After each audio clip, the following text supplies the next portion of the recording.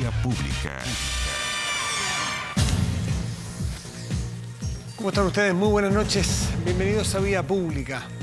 Un sargento primero de Carabineros falleció tras ser herido, asesinado a bala en medio de un operativo policial por cortes de ruta en Coyipulli, esto en la región de la Araucanía.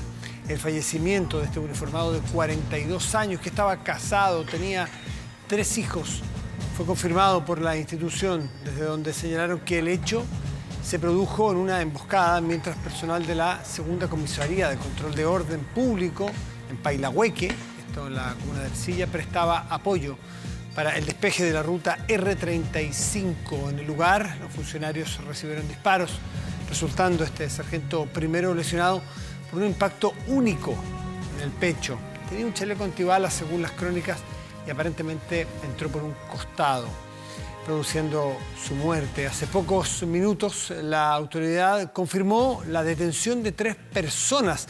Vamos con Fernando Reyes desde la Araucanía. Fernando, muy buenas noches.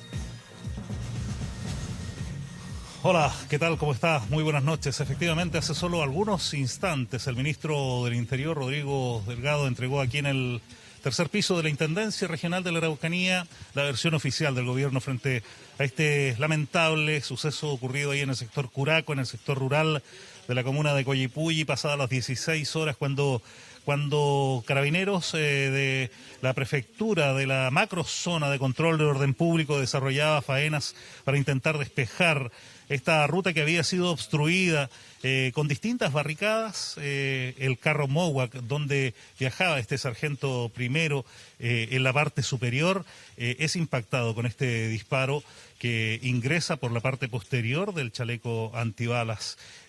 Así las cosas, se inicia este dramático episodio para la institución de Carabineros, que de inmediato trasladó al funcionario policial hasta el hospital de Coyipulli, donde finalmente, y a eso de las 16 horas y 35 minutos, media hora más tarde del incidente, deja de existir, dejando, como tú decías, a 3 hijos y a una viuda, quien mañana recibirá precisamente al ministro del Interior, Rodrigo Delgado. Vamos a escuchar precisamente lo que dijo hace solo algunos instantes el secretario de Estado respecto de este hecho, que ha reportado ya 3 personas detenidas. Podemos confirmar hasta ahora que hay 3 detenidos. 3 detenidos que están y pasan mañana a control, ¿cierto?, de detención, y que estamos levantando todas las pruebas posibles para poder acreditar su eventual participación en los hechos. Son personas que han sido detenidas en las inmediaciones del lugar. Una de ellas, de hecho, a la hora de la detención tenía una motosierra y tenía algunas heridas de perdigones, lo que da cuenta que efectivamente es una persona que seguramente estaba en el radio de acción al momento, no solamente la emboscada. Aquí no quiero calificar que esta persona participó activamente en la emboscada, eso tendrá que ser materia de investigación, pero lo que sí podemos aventurarnos a decir es que a la hora de talar árboles para bloquear la vía, esta persona efectivamente pudo haber tenido una participación importante en aquello. Los otros 2 detenidos se están acreditando el posicionamiento en el lugar y todas las pruebas que sean relevantes para que la justicia, en la cual confiamos, opere como debe operar. Claro, el fiscal Carlos Bustos será en definitiva el fiscal de alta complejidad, quien tendrá la misión de manera exclusiva de indagar las responsabilidades. El ministro del Interior lo mencionó en la conferencia de prensa: hay registros audiovisuales durante el desarrollo de todas estas barricadas, así como también de la participación de estas 3 personas que fueron detenidas y quienes mañana pasarán a tribunales, mientras actualmente el cuerpo de Francisco Benavides García, del sargento primero fallecido, se encuentra en el Servicio Médico Legal de Temuco a la espera de los exámenes que desarrollarán expertos de Santiago, que llegarán precisamente para dar certeza científica a la causa de muerte y también, lo que es muy, muy importante, el calibre de la munición que finalmente terminó con la vida de este sargento primero de Carabineros, que ha enlutado una vez más a la institución policial de Carabineros aquí en la región de la Araucanía. Obviamente estaremos dando cuenta de todos los avances en las investigaciones,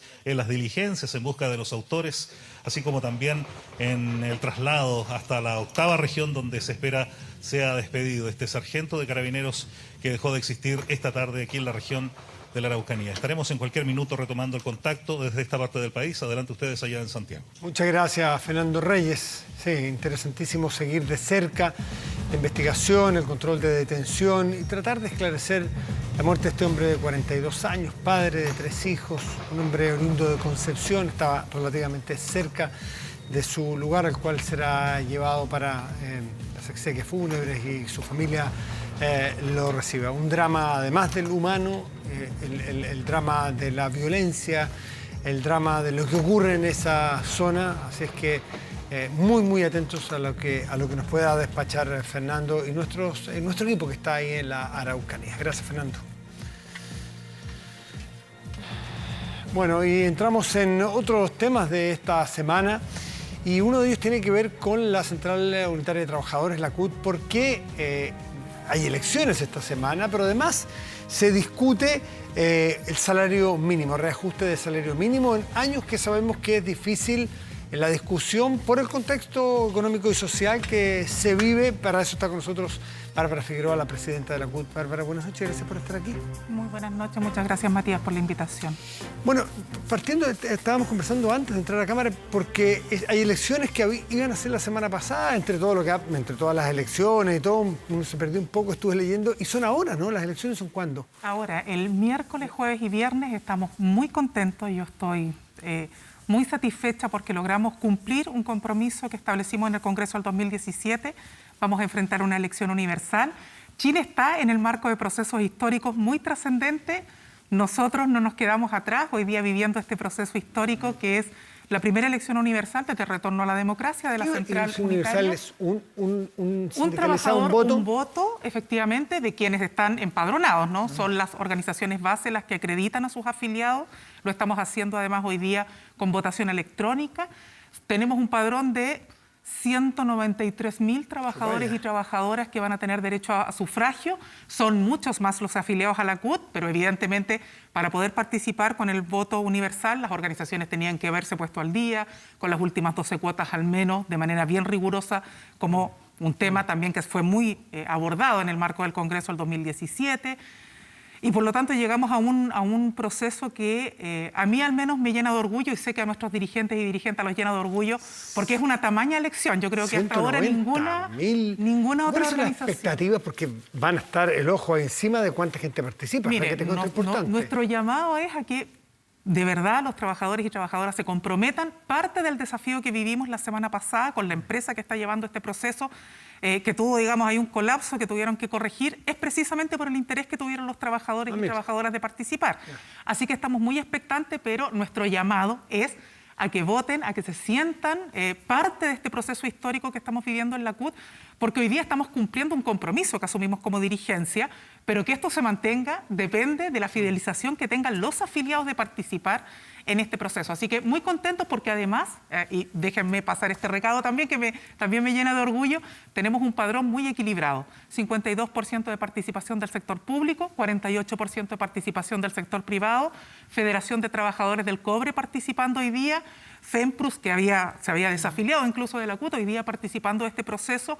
Por lo tanto, creo que además llegamos en condiciones donde estamos dando por cerrado un ciclo que fue complejo, pero que hoy día nos permite enfrentar en las mejores condiciones las tareas que tiene el país, ¿no? Entre ellas lo que ha pasado con la pandemia. Si tú te eliges, ¿es elección directa o se dicen listas, mesas, o alguien vota por un líder o un presidente o presidenta? Los afiliados que tienen, los votantes, ¿no? Los electores van a tener derecho a votar por 9 consejeros nacionales titulares, consejeros y consejeras. Nosotros ya tenemos implementado el tercio de mujeres en la directiva, un consejero suplente a nivel nacional y podrán votar hasta por 5 preferencias en los niveles provinciales y un consejero suplente. No votación directa, entonces. No, lo que se elige es el cuerpo directivo. Se elige a los 45 consejeros y consejeras titulares el nacionales. Cuerpo elige y esa directiva, más los 15 suplentes con los consejeros y consejeras, son los que definen la mesa directiva en el fondo. Pero está predefinida, en tu lista está predefinida que tú serías la presidenta si ganan y las otras listas... No. La gracia de nuestra composición es que por eso es muy plural y tiene que ser muy de consenso, en el sentido de que tú tienes que elegir a tus consejeros y una vez electos, Bárbara, son los dirigentes los que definen cómo se compone sería, la directiva. si de ganar tú y de continuar a la cabeza de la CUT, sería tu último mandato, porque por estatutos Además, pueden ser... Exacto, nosotros establecimos un tope para la presidencia. Sí. Por razones evidentes y dado que vivimos nuestra vida en el mundo del trabajo, los dirigentes pueden estar mucho tiempo, pero la presidencia solo 2 periodos. Muchos se preguntan por el partidismo, ¿por qué hay un partidismo? Y si lo hay, tú militas en el Partido Comunista, pero me imagino que habrá otros, no será solo de la militancia de tu partido, y habrá de otros partidos, o cuéntame cómo se da eso. Bueno, hoy día hay 5 listas compitiendo. Nosotros somos la lista A, Poder Sindical para el Chile que Nace, está la lista de Autonomía Sindical, está la lista de la Alianza Sindical. Es decir, hay 5 listas, todas ellas con representación muy diversa de las distintas organizaciones públicas y privadas. También hay una lista de independientes, 2 dirigentes, un hombre y una mujer, trabajadores de la ANEF. Y por lo tanto, nosotros más que componernos por listas de partidos, lo que hacemos es que representamos una sensibilidad, como ocurre en cualquier otro tipo de proceso electoral, pero también con la incorporación de independientes, con sectores que no necesariamente compartan, digamos, tu línea política, pero sí comparten la plataforma y el programa que tú presentas a nivel sindical.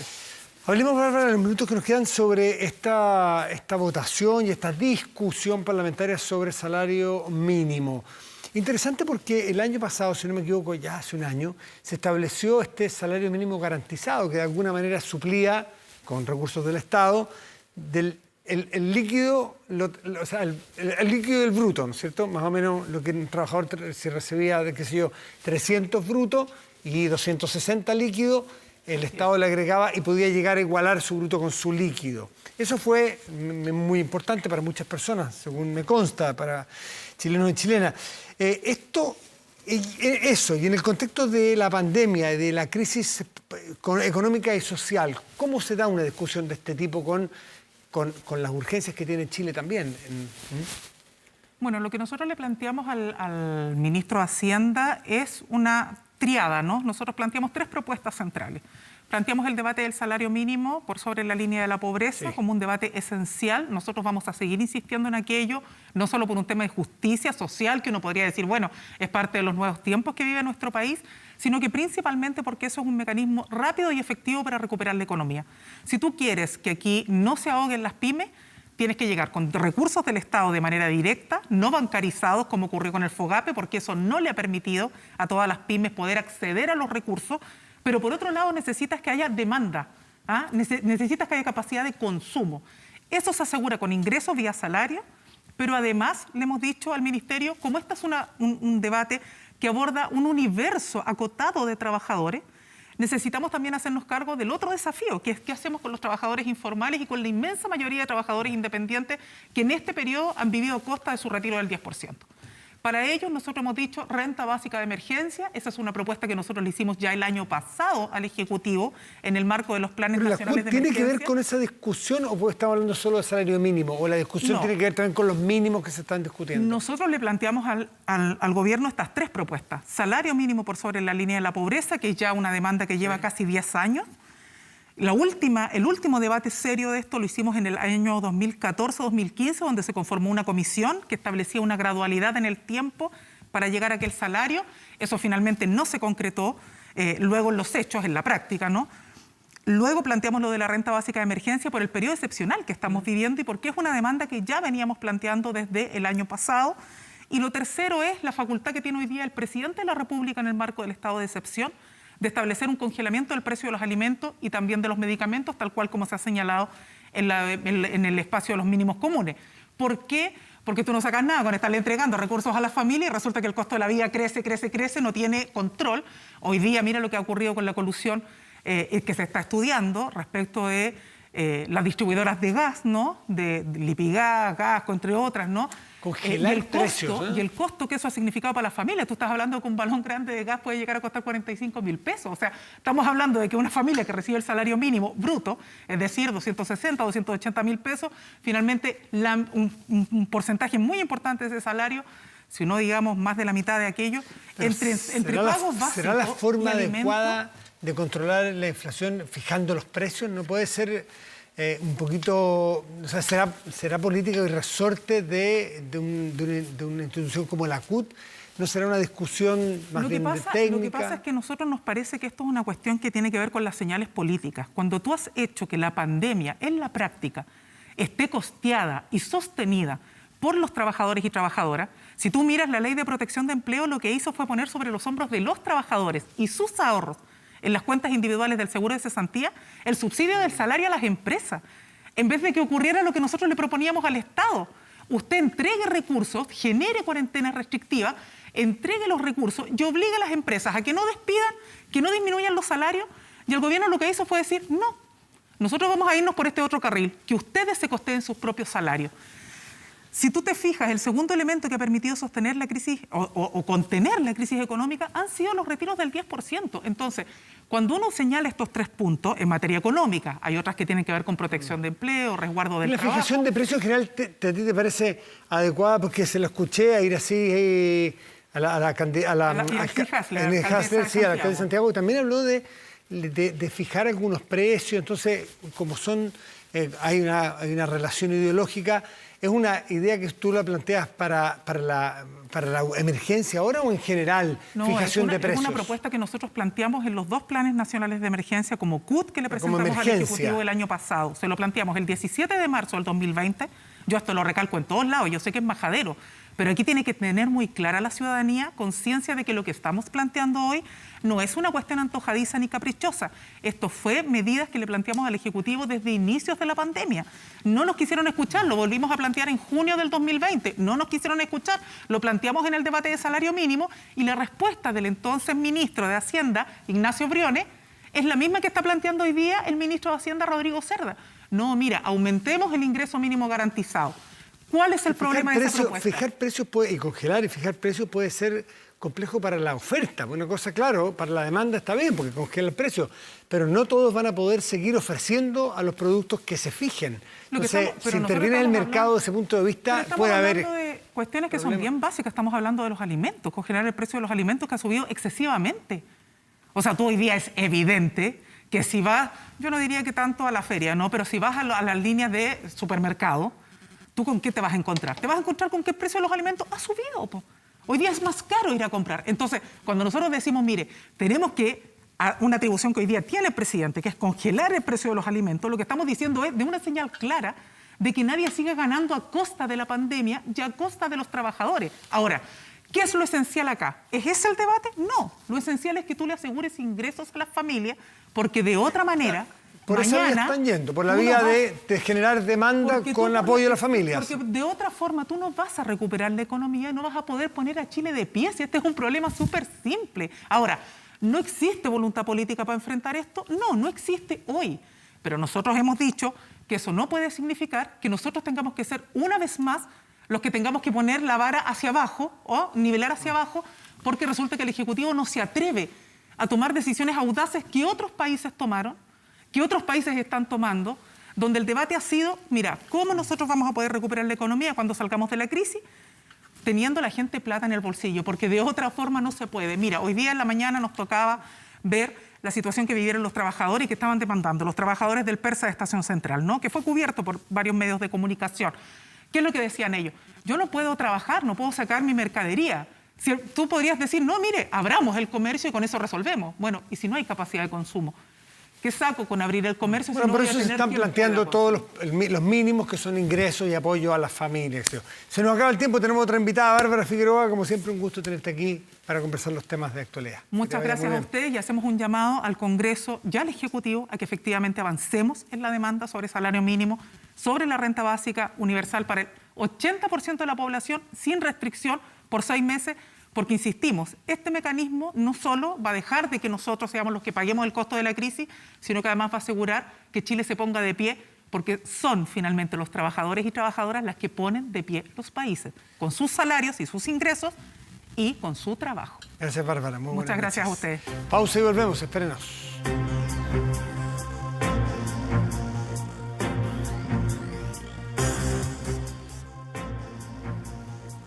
Estamos de vuelta en vía pública y una de las novedades del día en materia de COVID, en materia sanitaria, es este permiso de pase de movilidad que anunció ayer el presidente de la República y que hoy ya se explicó con más detalle y profundidad. A partir del día miércoles se inicia.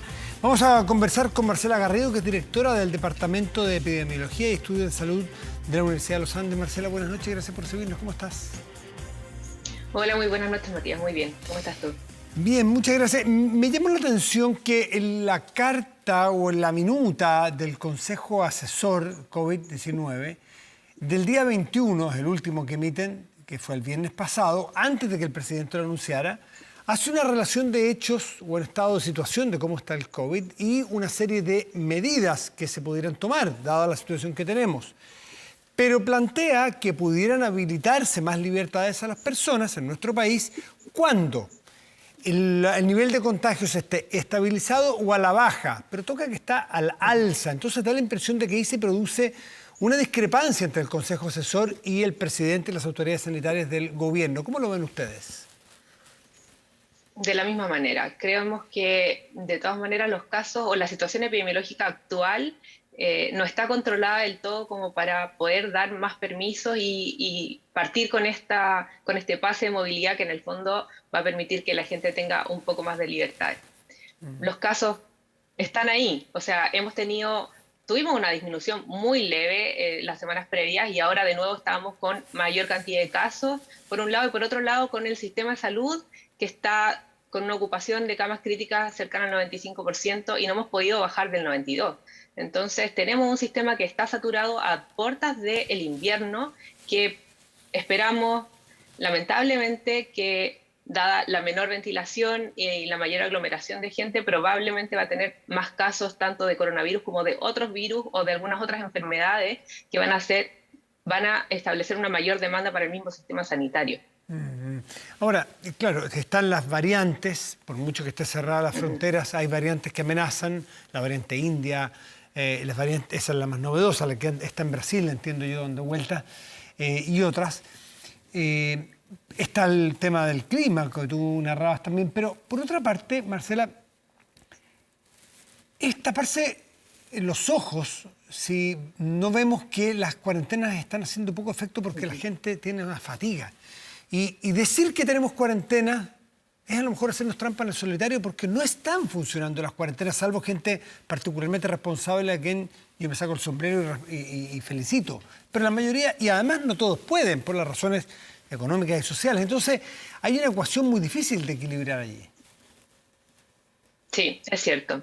Tenemos una población que probablemente está agotada de tanto estar, o que le han dicho tantas veces que tiene que quedarse en casa. El mensaje siempre ha sido quédate en casa. No se han dado las condiciones sociales, económicas, como tú bien decías, para facilitar esto, por un lado. Por otro lado, hay gente que puede hacer teletrabajo, pero hay otra gente que no puede hacer teletrabajo y tiene que salir a trabajar, y a pesar de que no son rubros esenciales, realmente esenciales, durante esta última cuarentena sobre todo se amplió el rango de rubros que de todas maneras podían seguir funcionando pese a la cuarentena misma.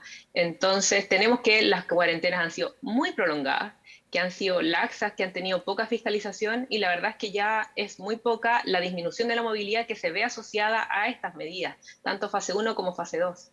Entonces, esa cuestión que por los dos lados no calza, en la cuadratura no da cuarentenas formales, lado, pero no existentes en la realidad en muchas partes, pero también contagio al alza. Contagio, el R está sobre 1, las UCIs están creciendo en los últimos días y en semanas móviles viene con un alza, había venido a la baja, se frenó, pero ahora está un poquito al alza. Entonces, ¿qué indica la teoría, la academia, la experiencia, la poca que hay, porque esto es relativamente nuevo, de qué poder hacer y cómo consensuar estas dos ideas que son contrapuestas?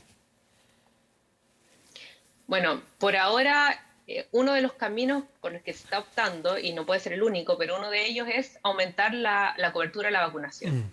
Y en ese sentido, aumentar la cobertura a aquella población que inicialmente era de mayor riesgo, como los adultos mayores y aquellos que tenían algunas enfermedades en particular. Y por otro lado, en este minuto, la estrategia tiene que ir más por apoyar a la población que es más vulnerable y ir hacia los lugares donde ellos están para poder vacunarlos. Esto es tanto en sus trabajos como en sus casas y en sus barrios para que realmente tengan la posibilidad de vacunarse.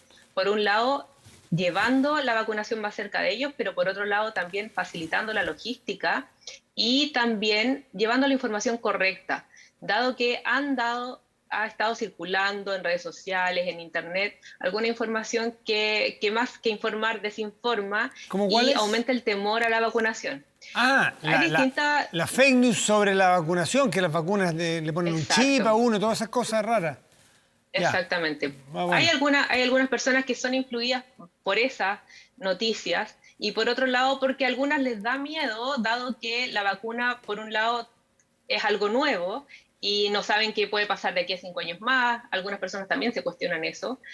Pero una vez que se empieza a vacunar el vecino, probablemente la cantidad de gente que se motiva a vacunarse va a ser mucho mayor y hay que apuntar a, bueno, y ya partió eso, en el fondo, el día sábado ya se vio que se habilitaron móviles y la gran afluencia de público que hubo para solicitar esas vacunas en esos puntos. Sí, Marcela, ¿cómo te lo explicas? Es primera vez, y se venía pidiendo hace mucho rato, que se pudiese vacunar los fines de semana. Decían que no había personal, algunas veces no había la suficiente cantidad de vacunas, me imagino. Es fácil decirlo, hacerlo probablemente es más difícil. Hay que ser empático con la autoridad sanitaria en ese sentido. Pero hubo una novedad, o sea, se hizo algo distinto, se vacunó el fin de semana y hubo una aglomeración y una sobredemanda. ¿Eso qué te habla a ti? ¿Por qué la gente se motiva? ¿Es porque no tiene durante la semana permiso o espacio? ¿O porque estaba el rumor de que podía haber una suerte de carne verde? ¿Cómo lo lees tú? No, probablemente la gente no ha tenido las facilidades para poder salir de su trabajo por un lado, pero también puede ser porque estén cuidando su trabajo, no necesariamente ellos quisieron pedir permiso porque se pusieron como el parche antes del día y dijeron, bueno, es preferible que no me vacune yo en la semana y voy a posponerlo lo más que pueda, aunque la intención siempre fue vacunarse, no estaba la facilidad para poder hacerlo. Hay algunos que prefieren no pedir permiso antes que faltar el trabajo, dado que esa relación laboral está como sería si es así, habría que diseñar alguna política pública porque nos beneficiamos todos es que más vacunados, sobre todo que este es un país de los pocos en el mundo que tiene disponibilidad de vacunas. Hoy día se vacunaban las personas de 29 años. Es francamente destacable eso. ¿Tú piensas que debiera haber a lo mejor un permiso, un feriado para la persona que se vaya a vacunar, o un feriado de mediodía para cada una de las vacunaciones? O sea, un incentivo para que la gente en días laborales, porque necesitamos que la gente se vacune. Sí, yo creo que hay que trabajar en conjunto con los empleadores para que se apoye la estrategia de ir a vacunarse y que los permisos se faciliten realmente. También que haya móviles que vayan a los lugares de trabajo, al menos en los lugares donde se concentra más gente que esté trabajando durante los días de semana. Pero la estrategia del fin de semana también es una buena estrategia que además motiva no solo al trabajador, sino que también a toda su familia, que muchas veces lo va a seguir, ¿ya? Porque hay veces en que esto también es como un movimiento más social y se podrían ir a vacunar, entre comillas, no en familia, pero sí aquellos que están como población objetivo, realmente ir a vacunarse. Solamente tú mencionaste que hay gente que le tiene temor a la vacuna porque es nueva, sí, sin duda, y no sabe qué va a pasar. Pero también habría que hacer como contraparte, que nos escuchan, que si se contagia, muchos de nosotros, incluso los que estamos vacunados, tampoco sabemos lo que nos va a pasar. Y hay probabilidades de que si nos contagiamos terminemos muertos. Esto no es un juego, digamos. Esto aquí han muerto más de 20.000 personas en nuestro país, cerca de 30, entre 20 y 30.000 personas en nuestro país. Están muriendo 100 personas diarias en nuestro país. Entonces, un riesgo versus el otro, las autoridades en todo el mundo han dicho que, claro, a lo mejor puede haber algún riesgo en algunas vacunas, en algún público, pero de los que se contagian el riesgo es muy cierto. Entonces, ¿Por qué hay un discurso en algún porcentaje de la población, por suerte chico, que penetra con tanta facilidad y no el riesgo de la muerte? Si todavía en algunos lugares está la creencia de que el coronavirus no existe o que es algo que está un poco inventado, Claro. pero la verdad es que es muy real, lo hemos visto, o sea, todos tenemos algún familiar, algún cercano, algún amigo, algún conocido que o se contagió de coronavirus o le dio una enfermedad grave, algunos de ellos hospitalizados, algunos de ellos incluso fallecieron. Perdón, Y bueno, y estamos Marcela, viendo. indirectamente todos conocemos a alguien que ha muerto. Sí. Si no es el papá de un amigo, el tío de un cercano, Ujú. bueno, hay gente que nos estará escuchando que se le murió un pariente muy cercano, por lo tanto no está tan Sí. lejos, esto no es en la luna, esto No, es para aquí. nada. Y de hecho, probablemente es más de uno. O sea, ni Más de siquiera uno. es que sea que conocieron a alguien, sino que son varios los que han fallecido por esto y estamos como en contacto con ellos de alguna manera. Y bueno, y para qué decir cómo están las urgencias hoy en día, en que se ha visto las últimas semanas en que ha aumentado la cantidad de gente que está hospitalizada, tanto por coronavirus como por otras enfermedades, dentro de las urgencias esperando cama. No porque necesariamente no exista ninguna cama, sino que porque la gestión de estas camas igual es difícil, no es algo instantáneo, no es que uno se enferme, esté grave, caiga a ventilación mecánica y la cama esté ahí al lado de él, sino que hay que hacer una gestión de traslado y hemos visto hospitales y algunas urgencias de la región metropolitana que han tenido incluso 100 pacientes hospitalizados dentro de la urgencia. Entonces, esto es real, es muy real. Y por otro lado, las camas no son solo para la gente que tiene coronavirus, sino que todas las otras enfermedades que hemos dejado de controlar, enfermedades que hemos dejado de prevenir, que hemos dejado de detectar, vemos a los pacientes día a día exactamente que están enfermando y que están en realidad muy graves y que están necesitando las mismas camas porque hemos dejado de lado toda esta área de la salud que es más preventiva y más de tratamiento. El COVID no solo mata directamente, sino que indirectamente por otros tratamientos que han dejado de hacerse. Solo piense alguien que tiene un cáncer y que se tiene que hacer tratamiento y que a lo mejor ha quedado postergado su tratamiento porque no hay posibilidades materiales en algún momento. Ojalá no llegue a pasar eso. Hay cifras que son muy elocuentes respecto de la importancia de la vacuna que nos escuchan. Por ejemplo, si usted tiene 50 años, puse un ejemplo nada más, entre 50 y 54 años, tiene un 8,1% de probabilidades de contagiarse. 8,1%. Si usted tiene una dosis, baja a 7,1%. Importante, dirá usted. Pero le cuento que si tiene las dos dosis, la probabilidad de que usted llegue a la UCI es de 1,1%. Perdón, el 8,1% no es a contagiarse, sino que a llegar a la UCI. Si no tiene vacuna, 8,1% de probabilidad de que llegue a la UCI. Y si tiene las dos dosis, 1,1%. Es impresionante. Si usted tiene entre 30 y 39 años, gente joven, Superman, Superwoman, que no les pasa nunca nada, la edad de la inmortalidad, si es que no tiene vacuna, la probabilidad de llegar a cama UCI es de 2,3%. Y si tiene una dosis, 1,8%. Si tiene las dos dosis, 0,5%. Entonces, la vacuna está ahí, las estadísticas están acá. La verdad que no hay que escuchar cuentos chinos. Bueno, no hay que escuchar cuentos. Hay que ponerse la vacuna. China, gringa, lo que sea.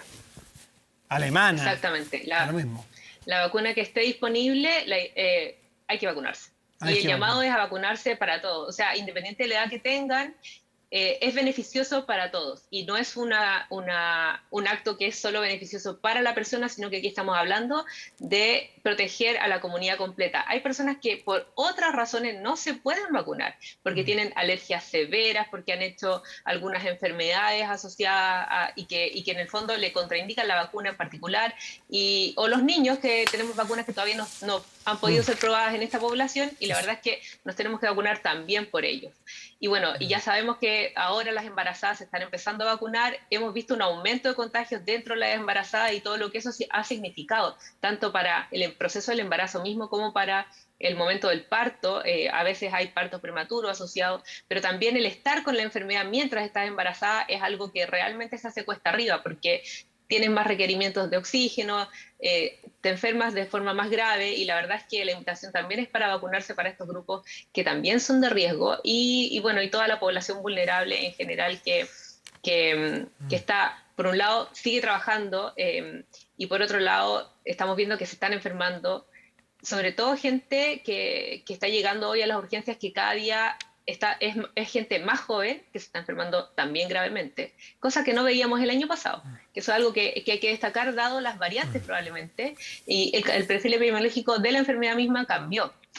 Y además de eso, la gente de mayor edad ya está vacunada, por lo tanto no se está enfermando gravemente y no la estamos viendo en el sistema de salud, al menos de la urgencia de las UCI. Hay 7,6 chilenos y chilenas vacunadas con 2 dosis, por lo tanto estamos por un muy buen camino, pero a lo mejor con la curva como está, bueno, el Colegio Médico y ustedes me acaban de decir también, hubiesen sido partidarios de esperar un poquitito más con esta movilidad que parte el día miércoles, ¿no es así? Sí, probablemente retrasarlo un poco para tener mayor cobertura de vacunación, sobre todo en los grupos que más se mueven, porque los adultos mayores en general no se van a mover entre regiones ni van a salir a hacer las cosas que estamos permitiendo en este minuto con este pase de movilidad. Cubrir más a los veinteañeros. Cubrir más a los veinteañeros y treintañeros, que son los que se mueven más probablemente. Y sobre todo porque la fiscalización va a ser muy difícil. O sea, ¿cómo vamos a saber si es que él tiene el pase de movilidad versus no, si ya la fiscalización ahora dentro de la fase 1, que es algo mucho más controlado, es escasa? Es muy difícil que vayamos a poder realmente fiscalizar a aquellos que estén moviéndose libremente con este pase de movilidad. Marcela Garrido, directora del Departamento de Epidemiología y Estudios de Salud de la Universidad de los Andes. Gracias, Marcela, que te vaya muy bien. Muy buenas noches, muchas muy buenas gracias. Noches, gracias. Hacemos una pausa y volvemos, espérenos.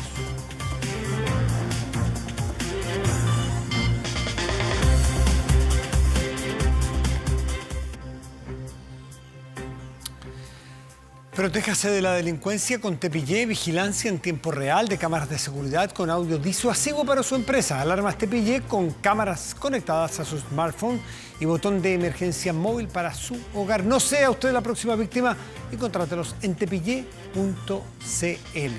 Vamos a la pantalla y revisamos nuestro portal de noticias 24horas.cl.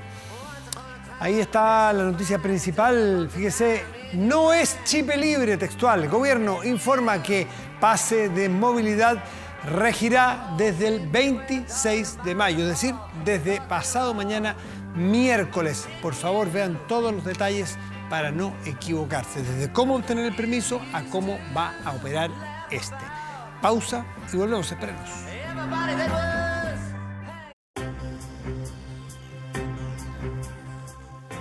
En el ex Primeros en Electromovilidad, 10 años acercando la electromovilidad a todos los chilenos. Revisamos el tiempo para mañana. Más bien partamos por la temperatura de este momento en la región metropolitana. El termómetro indica que hay 6 grados y 4 décimas. El cielo está despejado y con bruma. Está fresco afuera, está fresco. Para mañana y pasado en esta región deberá ocurrir lo siguiente. Cielo despejado ambos días, pero mañana una máxima probable de 23 grados y pasado mañana miércoles 24 grados de máxima probable. Revisamos otras 2 regiones del país. Vamos. Panguipulli, región de los ríos, tendrá chubasco y una máxima probable de 11 grados. En Chañaral, región de Atacama, estará despejado mañana y una máxima probable de 17 grados. Hoy celebramos los 80 años de Bob Dylan, músico, compositor, escritor, un artista muy completo, una de las figuras más relevantes de la música de todos los tiempos probablemente. La carrera de Dylan comenzó en la escena folk de los 60 y aunque hoy no se crea, bueno, le costó forjar su trayectoria. Con el paso de los años, Bob Dylan terminó por incorporar casi todos los estilos en sus composiciones. Solo por nombrar algunos, tiene 11 premios Grammy, un Globo de Oro, un Oscar por una canción que compuso para la película Wonder Boys. Además, tiene más de 125 millones de discos vendidos. Y en el año 2016, bueno, Bob Dylan llegó probablemente a la cumbre. Ganó el Premio Nobel de Literatura. Un músico, bueno, increíble, realmente un artista muy completo y muy respetado en todo el mundo por su trayectoria. De fondo lo escuchamos en una de las canciones más populares de Bob Dylan, Like a Rolling Stone. Y con él despedimos esta noche Vía Pública. Muy buenas noches y gracias por venir.